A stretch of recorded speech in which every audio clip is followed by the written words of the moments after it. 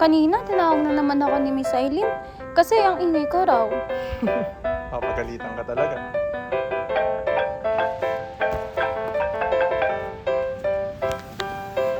Oh, ano yan?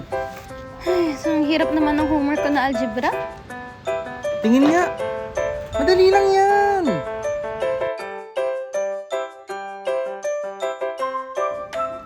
May recital kami, kaya ang daming practice. Tatampo na nga ako sa'yo. Kasi di na tayo masyado nakapag-usap eh.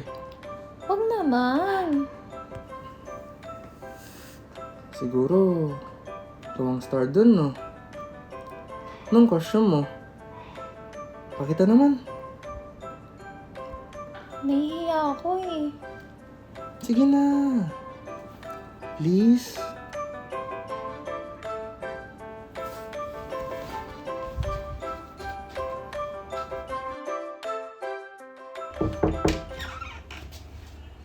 Nak, dinner's ready. Sige po, Dad. Susunod na po ako. Okay.